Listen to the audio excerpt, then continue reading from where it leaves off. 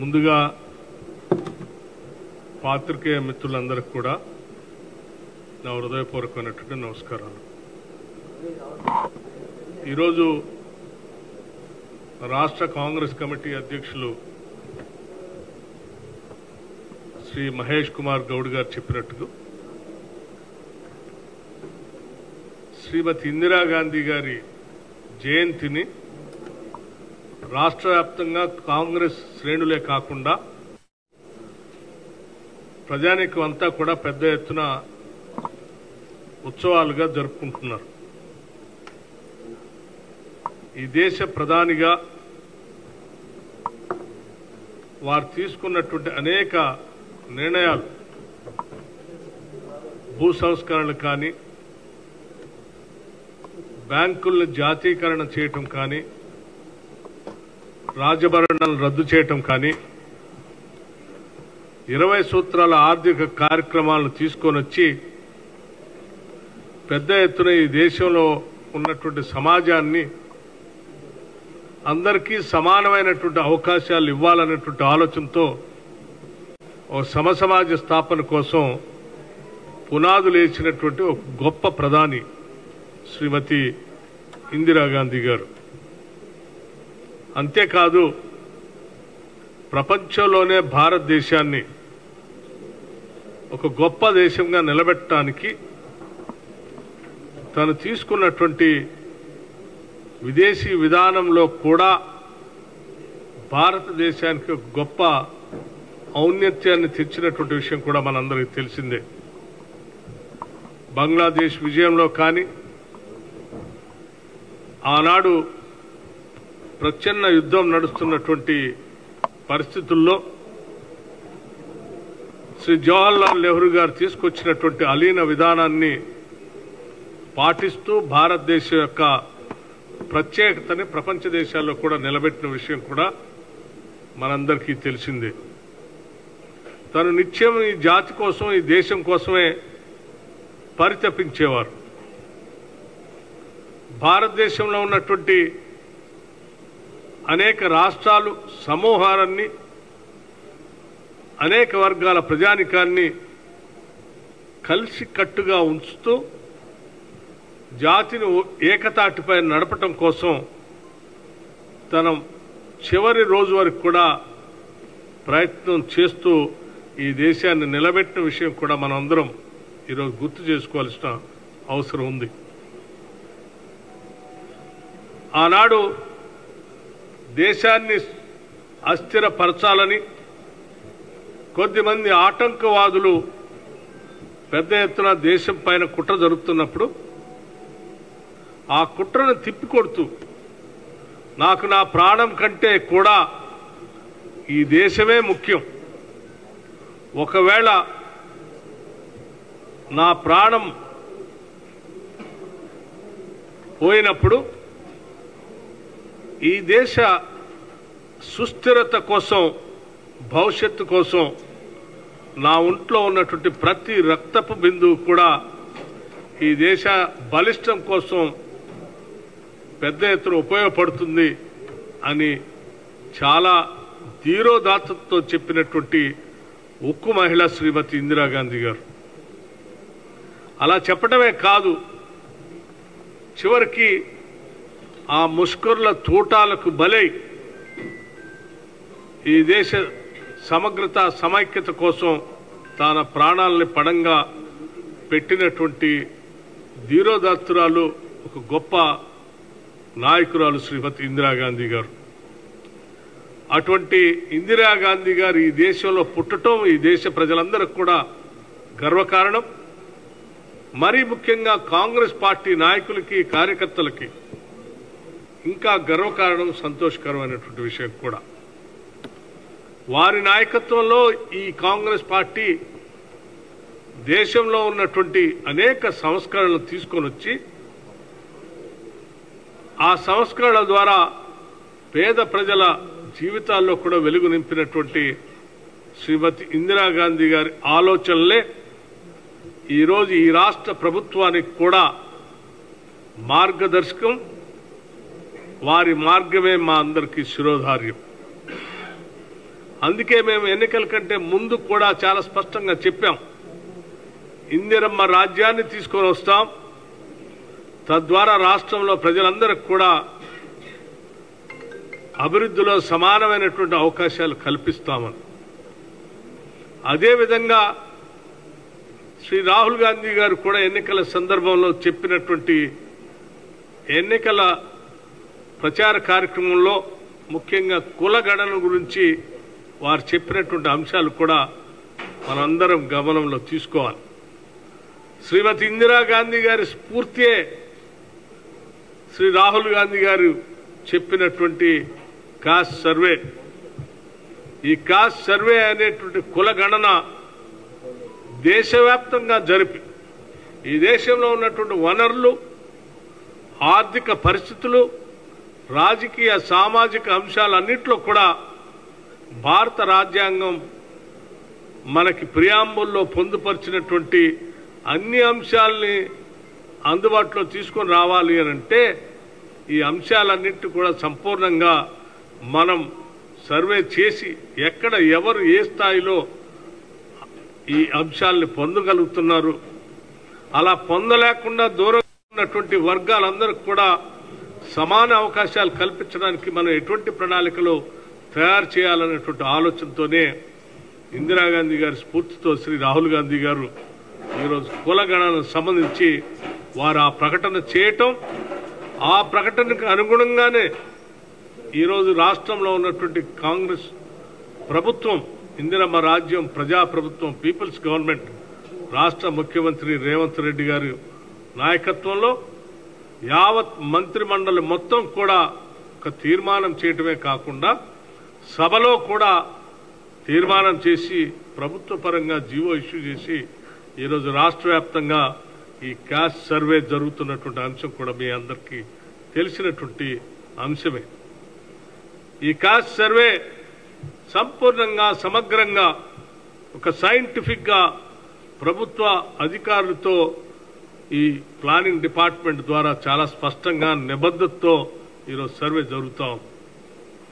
Survey జరిగేటువంటి ప్రక్రియ తప్పనిసరిగా తెలంగాణ రాష్ట్ర ప్రజలందరికీ కూడా భవిష్యత్తులో ఈ రాష్ట్రంలో ఉన్నటువంటి వనరులు, రాజకీయ సామాజిక అవకాశాలన్నింటిలో కూడా పాలు పంచుకోవడానికి కావలసిన సమగ్రమైన ప్రణాళిక తయారు చేయడానికి ఈ ప్రభుత్వానికి దోహదపడుతుందని, ఉపయోగపడుతుందని ఈ సందర్భంగా తెలియజెప్పటమే కాకుండా మనం చేసేటువంటి ఈ ప్రగతిశీల ఈ సామాజిక, ఆర్థిక, రాజకీయ అవకాశాలు, ఈ సమగ్రమైనటువంటి కులగణన ద్వారా జరిగేటువంటి లెక్కలతో తీసుకునే నిర్ణయాలు రేపటి భవిష్యత్తులో భారతదేశానికి ఒక రోల్ మోడల్గా కాబోతుందని చెప్పడానికి కూడా ఎటువంటి సందేహం లేదు. అంతిమంగా భారతదేశం మొత్తం కూడా తెలంగాణ రాష్ట్రం వైపు చూసేటట్టుగా, తెలంగాణ మోడల్గా ఈ దేశంలో ఈ అంశాలను చేపడతామని చెప్పి ఇప్పటికే మా అధినాయకుడు శ్రీ రాహుల్ గాంధీ గారు కూడా చెప్పడం జరిగింది. ఆ దిశలోనే ఈరోజు స్పష్టంగా అంత కమిట్మెంట్తో ఈరోజు కాంగ్రెస్ ప్రభుత్వం ఈ కాస్ట్ సర్వే చేపిస్తా ఉంది. జరిగేటువంటి సర్వే కూడా మీ అందరికీ తెలిసిందే. ప్రతిరోజు ఎంతవరకు పూర్తి చేశాం, ఎంతవరకు అవుతుందనేటువంటి అంశాలు కూడా ప్రజల దృష్టికి తీసుకొని వస్తున్నాం. అందుకే ఈ సందర్భంగా మరొక్కసారి ఈనాడు కాంగ్రెస్ ప్రభుత్వం ఇందిరమ్మ గారి స్ఫూర్తితో రాష్ట్రంలో సగభాగంగా ఉన్నటువంటి మహిళా శక్తిని అందరినీ కూడా గుర్తిస్తూ, మహిళలందరినీ మహాలక్ష్మిలాగా మేము గౌరవిస్తూ, మహాలక్ష్మిలాగా ముందుకు తీసుకొని పోవటం కోసం ఆనాడు కాంగ్రెస్ పార్టీ ఆ ప్రకటన చేసినటువంటి అంశం కూడా మీ అందరూ గుర్తు చేస్తూ, దాంట్లో భాగంగా ఇప్పటికే ఆ మహిళలను గౌరవిస్తూ ఫ్రీ బస్, ఉచిత బస్సు రవాణా సౌకర్యాన్ని మేము అధికారంలోకి వచ్చిన మరుక్షణం నుంచే అమలు చేస్తున్నటువంటి విషయం కూడా మీ అందరికీ తెలిసిందే. దాదాపు నెలకి 400 కోట్ల రూపాయలు ఈ రాష్ట్రంలో మహిళలు రాష్ట్ర వ్యాప్తంగా తిరుగుతున్న ప్రయాణానికి రాష్ట్ర ప్రభుత్వమే మహిళల తరఫున ఆ డబ్బుల్ని ఆర్టీసీకి కడుతున్నటువంటి అంశం కూడా మీకు తెలియదు కాదు. అట్లాగే మహిళలందరికీ కూడా వాళ్ళు ఆర్థికంగా నిలదొక్కుకోవటం కోసం దాదాపు సంవత్సరానికి 20 గాంధీ గారి ఆలోచనలకి మేము కార్యోన్ముఖులు అవుతామని, వారి ఆలోచనలే ముందుకు తీసుకొని కట్టుదిట్టమైనటువంటి నిర్ణయాలతో వారి ఆలోచనలు ముందుకు తీసుకొని పోతామని చెప్పి తిరిగి మరొక్కసారి మేమంతా మీ ద్వారా రాష్ట్ర ప్రజలకి వాగ్దానం చేస్తూ ఈ రాష్ట్రంలో ఉన్నటువంటి కాంగ్రెస్ కార్యకర్తలకి నాయకులకు కూడా పిలుపిస్తున్నా మనమందరం శ్రీమతి ఇందిరాగాంధీ గారి ఆలోచన స్ఫూర్తితో అడుగులు ముందుకు వేద్దాం, వారి ఆలోచనలు ఇంకా బలంగా తీసుకొని పోదామని చెప్పి ఈ సందర్భంగా మీ ద్వారా రాష్ట్ర ప్రజలందరికీ కూడా పిలిపిస్తూ ముగిస్తా ఉన్నాను. నమస్కారం. Thank you.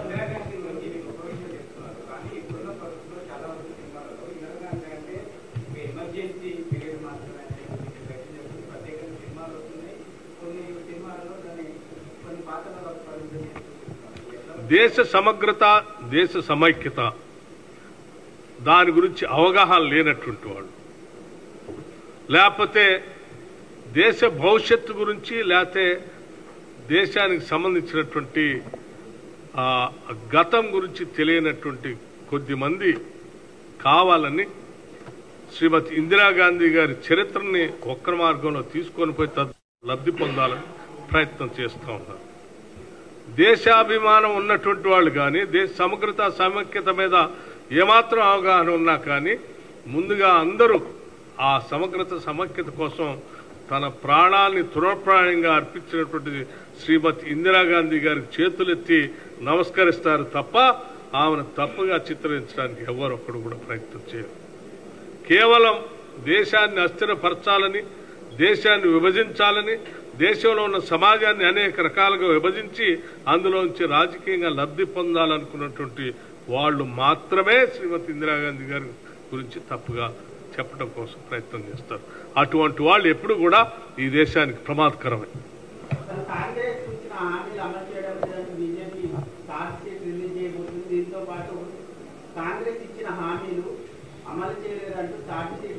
Bharatiya Janata party లాగానే కాంగ్రెస్ పార్టీ కూడా ఉంటుందని వాళ్ళు ఆ ఊహల్లో బతుకుతూ ఉన్నారు.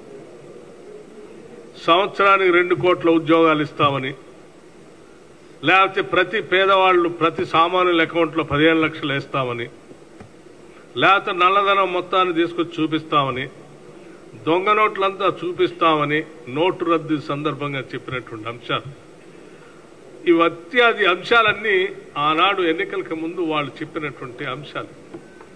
వాళ్ళు ఏమీ అమలు చేయలేదు కాబట్టి అవతల పార్టీ వాళ్ళు కూడా అట్లా చేయరేమో అనేటువంటి భ్రమంలో ఉన్నారేమో. ఒక్కసారి మేము చేసినటువంటి అంశాలన్నింటినీ చూసి జాగ్రత్తగా వాటిని ఫాలో కమ్మని చెప్పదలుచుకున్నాం. ఒకటి, ఉచిత బస్సు రవాణా సౌకర్యం. మీరు మహిళలు తిరిగే బస్సులో మీ మహిళలను కూడా ఎక్కి తిప్పించండి.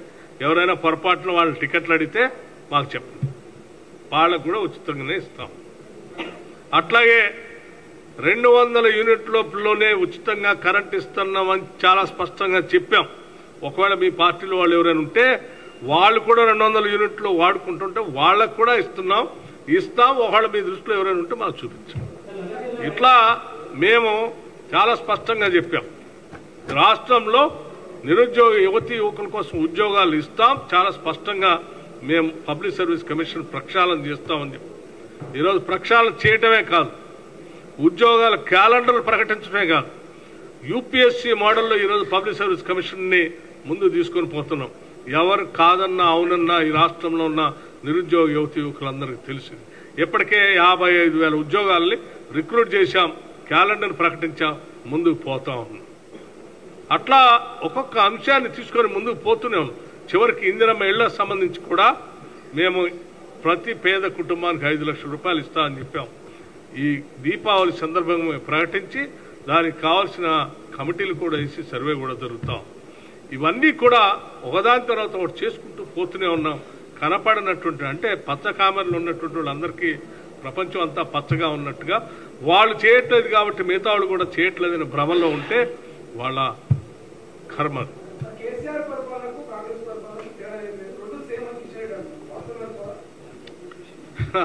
అదే అంటున్నా నేను. అంటే కేసీఆర్, కిషన్ రెడ్డి గారు, భారతీయ జనతా పార్టీ ఒకటే కాబట్టి వాళ్ళకి అట్లాగే కనిపిస్తుంది.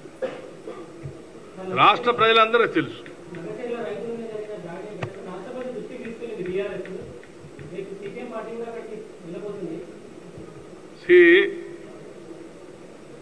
మేము చాలా స్పష్టంగా ఇప్పటికే చెప్పాం కూడా. రాష్ట్రంలో ఉన్నటువంటి రైతాంగ సోదరులు ఎవరిని కూడా ఇబ్బంది పెట్టకూడదు.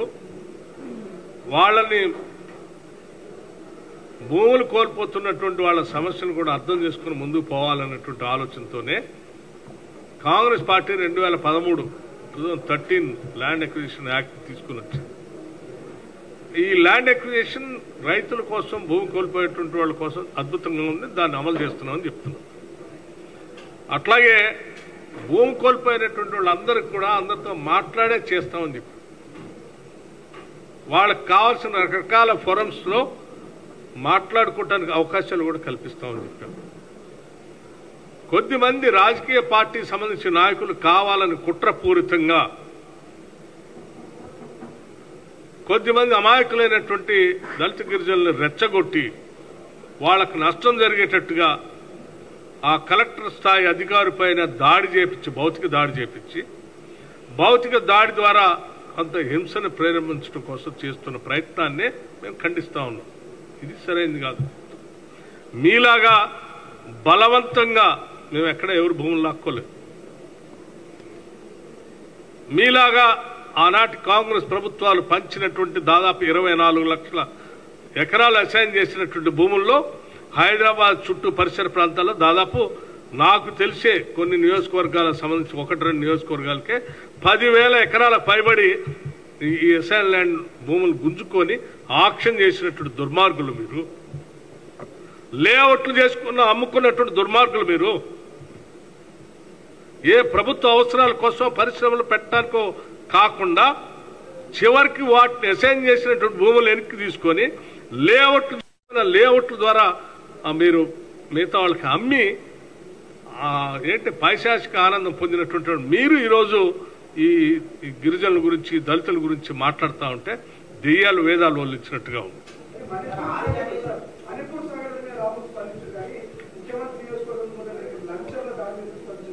బ్రదర్, అన్నిటి మీద స్పందిస్తాం. అసలు మేమే స్పందిస్తున్నాం. మా ముఖ్యమంత్రి స్పందిస్తా ఉన్నాడు. మా ముఖ్యమంత్రి అసలు మా రైతులకి నిజమైనటువంటి, న్యాయమైనటువంటి వాళ్ళకి లబ్ధి చేకూరాలని ఆయనే మాట్లాడుతూ ఉన్నాడు. ఆయన వద్దన్నప్పుడు కదా ఇంకో ఆయన ఖండించాల్సింది. మేమేమి ఇయ్యాలని మేము పోరాటం చేస్తూ ఉంటే, రైతులకు న్యాయం జరగాలని ఆయన చూస్తూ ఉంటే, రైతులకు ఉద్యోగాలు, వాళ్ళ కుటుంబ సంబంధించిన పిల్లలకు ఉద్యోగాలు రావాలని ఆయన చూస్తూ ఉంటే, మీరు అవన్నీ ఏం జరగకుండా అక్కడ హింసను ప్రోత్సహించి ఏదో కార్యకలాపాలు చేయాలని ప్రయత్నం చేస్తున్నారు. మీరేం రాజకీయం కోసం చూస్తూ ఉన్నారు. మా ముఖ్యమంత్రి ఏమో అక్కడ అభివృద్ధి, వాళ్ళ కుటుంబాలు వాళ్ళు బాగా ఎదగాలని ఆయన ఆలోచిస్తూ ఉన్నారు. వాళ్ళకి కావాల్సిన ల్యాండ్ R&R ప్యాకేజ్ ఎట్లా కావాలంటే అట్లా కూర్చోబెట్టి ఏమంటారు ఇంటరాక్షన్ ద్వారా చేయాలని ఆలోచన చేస్తూ ఉన్నారు. అమ్మా, థ్యాంక్ యూ.